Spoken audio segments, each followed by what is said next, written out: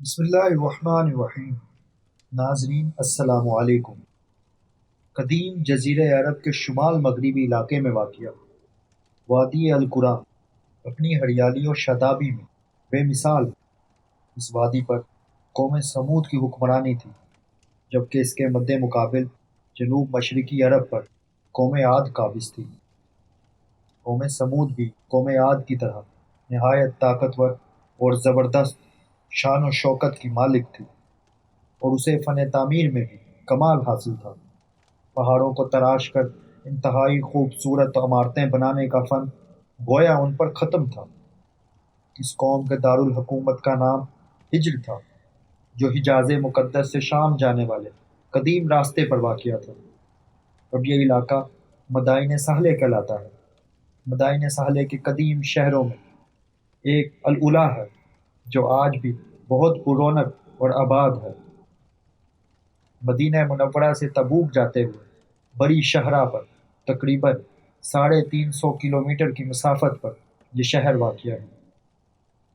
اس قوم کو سمود اس لیے کہا جاتا ہے کہ ان کے جد اعلیٰ سمود تھے۔ یہ قوم سامی اقوام کی ایک شاخ ہے اور قوم عاد ہی کا بقیہ گروہ ہے، جو کہ عاد اولیٰ کی ہلاکت کے وقت حضرت ہود علیہ السلام کے ساتھ بچ گئے تھے۔ یہی لوگ عاد ثانیہ کے نام سے مشہور ہوئے۔ حضرت ابن عمر رضی اللہ عنہ اور حضرت ابو ذر رضی اللہ عنہ سے مروی ہے کہ غزوہ تبوک کے لیے جاتے ہوئے رسول اللہ صلی اللہ علیہ وآلہ وسلم نے ہجر قوم سمود کی بستی میں پڑاؤ کیا، تو صحابہ رضی اللہ عنہ نے وہاں کے کنووں کا پانی اپنے برتنوں میں بھر لیا اور اسی سے آٹا بھی گوندھ لیا، لیکن حضور صلی اللہ علیہ وآلہ وسلم نے انہیں حکم دیا کہ اپنے برتنوں میں بھرنے والا پانی انڈیل دے اور گوندا ہوا آٹا جانوروں کو کھلا دے۔ پھر آپ صلی اللہ علیہ وآلہ وسلم نے فرمایا کہ اس کنویں سے پانی لیں جس سے حضرت صالح علیہ السلام کی اونٹنی پانی پیا کرتی تھی۔ قوم سمود جیسی عظیم و شان قوم کی تباہی و بربادی سے حضرت صالح علیہ السلام کی اونٹنی کا کیا تعلق تھا؟ اس پر بات کرنے سے پہلے اس بد نصیب قوم کے مختصر احوال سے واقفیت موجودہ دور کے بنی نوع انسانی کی بدعمالیوں اور نافرمانیوں کی روشنی میں ضروری ہے۔ قوم سمود اپنے عالیشان محلات، سرسبز و شاداب کھیت و خلیان، خوبصورت مرغزاروں اور نعمتوں کی فراوانی کے سبب غرور و تکبر اور سرکشی کے نشے میں چور تھے، اور چونکہ تکبر اور کفر کا چولی دامن کا ساتھ ہے تو یہ بھی ابلیس کے پیروکار بن گئے۔ حالانکہ کچھ ہی عرصے پہلے قوم عاد پر قہر الہی کے مناظر ان کے سامنے تھے۔ یہ بھی اپنے ہاتھوں سے تراشتے ہوئے پتھر کے خداؤں کی عبادت کرتے تھے۔ ان کے معاشرے سے حق و انصاف ناپید ہو چکا تھا۔ بے حیائی، فحاشی آخری حدود چھو رہی تھی۔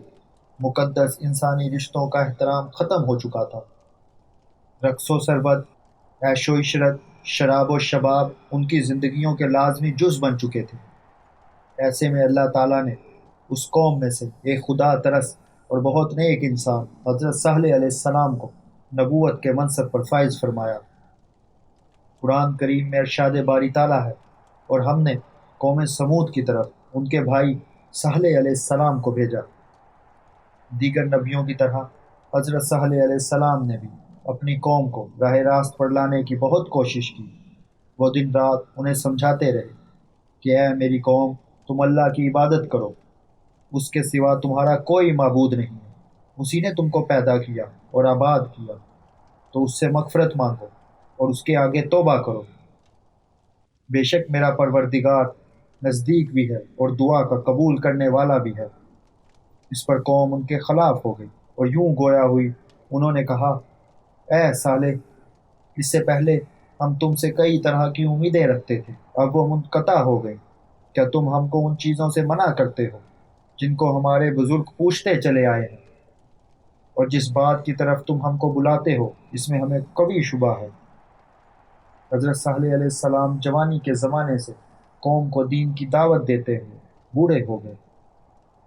چنانچہ ایک دن قوم کے سرداروں نے حضرت صالح علیہ السلام سے کہا کہ اگر تم واقعی اللہ کے سچے رسول ہو تو ہماری فلاں پہاڑی جس کا نام کاتبہ ہے، اس کے اندر سے ایک ایسی اونٹنی نکال دو جو 10 ماہ کی حاملہ اور کبھی تندرست ہو۔ قرآن کریم میں ارشاد باری تعالیٰ ہے، وہ کہنے لگے تم جادو زدہ ہو، تم اور کچھ نہیں، بس ہماری ہی طرح کے آدمی ہو، اگر سچے ہو تو کوئی نشانی پیش کرو۔ یعنی انہوں نے نبی علیہ السلام سے معجزے کی فرمائش کر دی۔ حضرت صالح علیہ السلام نے ان سے عہد لیا، اگر میں تمہارا یہ مطالبہ پورا کر دوں تو پھر تم سب ایمان لے آؤ گے۔ جب سب نے عہد کر لیا تو حضرت صالح علیہ السلام اللہ کے حضور سجدہ ریز ہو گئے، یہاں تک کہ اللہ نے اپنے نبی کی دعا قبول فرمائی۔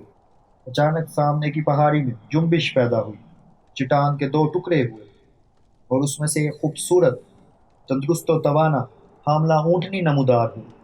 پوری قوم نے اس حیرت انگیز معجزے کو اپنی جاگتی آنکھوں سے دیکھا، لیکن قوم کے ایک سردار جندہ بن عمرو اور اس کے چند ساتھیوں کے علاوہ کوئی ایمان نہیں لایا۔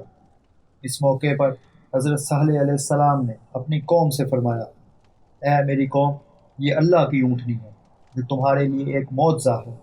اب تم اسے اللہ کی زمین میں چھوڑ دو اور اسے کسی طرح کا ایذا نہ پہنچاؤ، ورنہ فوری عذاب تمہیں پکڑ لے گا۔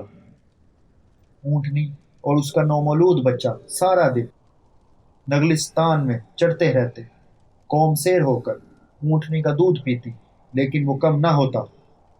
حضرت صالح علیہ السلام نے کنویں کے پانی کو بھی تقسیم کر دیا تھا، ایک دن اونٹنی پانی پیتی تھی اور ایک دن سمود کے لوگ۔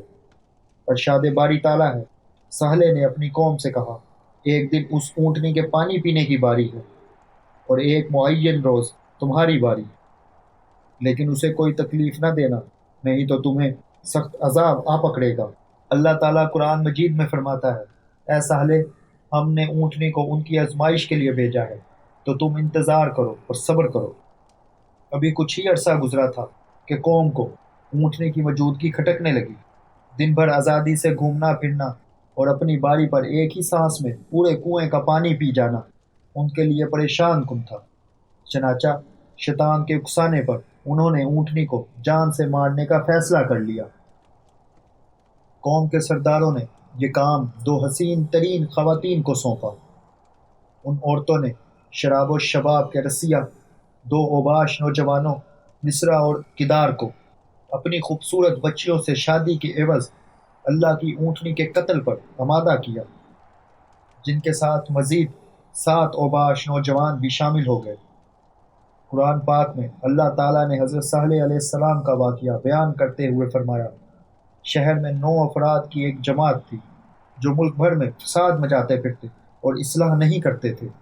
پھر ایک دن 9 افراد کی جماعت اونٹنی کے انتظار میں کنویں کے پاس گھات لگا کر بیٹھ گئی، جبکہ قوم کے لوگ اللہ کے عذاب کے ڈر سے چھپ کر یہ دل خراش منظر دیکھنے لگے۔ حسب معمول اونٹنی پانی پینے کے لیے کنویں کے قریب آئی تو مصرع نامی شخص نے کمان سیدھی کی اور اونٹنی پر تیر چلا دیے، جو اس کی پنڈلی میں پیوست ہوا اور ٹانگ سے خون کا فوارہ جاری ہو گیا۔ یہ منظر دیکھ کر باقی لوگ خوفزدہ ہو کر پیچھے ہٹ گئے۔ اس موقع پر ان دونوں عورتوں نے مردوں کو لان تان شروع کر دی، جس پر کدار بن سالف آگے بڑھا اور تلوار کے ایک بھرپور وار سے اونٹنی کے پچھلے پاؤں کے اوپر کا حصہ کاٹ ڈالا۔ شدید زخمی اونٹنی لاچار ہو کر زمین پر گر گئی۔ گرتے گرتے اس نے ایک زوردار چیخ ماری تاکہ اس کا بچہ جہاں کہیں بھی ہو خبردار ہو کر ظالموں کے چنگل سے بھاگ جائے، محتاط ہو جائے۔ پھر ظالم کدار نے اونٹنی کے سینے پر نیزہ مارنے کے بعد اسے ذبح کر ڈالا۔ ادھر اس کا بچہ بھاگتا ہوا اونچے پہاڑ پر چڑھا اور چیخیں مارتا ہوا غائب ہو گیا۔ اونٹنی کے قتل کے ارتکاب کے بعد قوم سمود کے ان 9 افراد نے حضرت صالح علیہ السلام کو قتل کرنے کا پلان بنایا، اور اسی رات حضرت صالح علیہ السلام کی گزرگاہ کے ساتھ ایک پہاڑ کی گھاٹی میں چھپ کر بیٹھ گئے تاکہ حضرت صالح علیہ السلام وہاں سے گزریں تو انہیں قتل کرتے۔ لیکن اس رات پہاڑ سے بڑے بڑے پتھر اس طرح برسے کہ وہ سب ہلاک ہو گئے۔ دوسرے دن جب لوگوں کا گزر ہوا تو دیکھا کہ وہ 9 افراد بڑے بڑے پتھروں کے نیچے مڑے پڑے ہیں۔ اس طرح وہ صفاق لوگ اپنی قوم کے تباہ و برباد ہونے سے 3 دن پہلے ہی جہنم رسید ہو گئے۔ اونٹنی کے قتل کے بعد جب کوئی عذاب نازل نہ ہوا تو قوم نے خوشی کا جشن مناتے ہوئے کہا، صالح علیہ السلام، جس چیز سے تم ہمیں ڈراتے تھے، اگر تم اللہ کے پیغمبر ہو تو اس عذاب کو ہم پر لے آؤ۔ حضرت صالح علیہ السلام نے فرمایا، اے قوم، اب تمہارے پاس صرف 3 دن کی مہلت ہے، اور لو عذاب کی علامات بھی سن لو۔ کل جمعرات کے روز تم سب کے چہرے سخت زرد ہو جائیں گے، پرسوں یعنی جمعے کے روز تم سب کے چہرے سخت سرخ ہو جائیں گے، اور ہفتے کو سب کے چہرے سیاہ ہو جائیں گے، اور وہ تمہاری زندگی کا آخری دن ہوگا۔ ان تینوں پیشن گوئیوں کے سچ ہونے کے باوجود وہ قوم چہروں کی رنگت کی تبدیلی کو معمولی جادوئی اثرات سمجھتے ہوئے معمول کے مطابق عیش و عشرت میں مصروف رہی، یہاں تک کہ چوتھے دن صبح کے اوپر سے سخت ہیبت ناک چنگار اور زمین کے شدید زلزلے نے ان سب کو آنن فانن جہنم رسید کر دیا، اور اللہ تعالیٰ نے ان کی بستیوں کو آنے والی نسلوں کے لیے نشان عبرت بنا دیا۔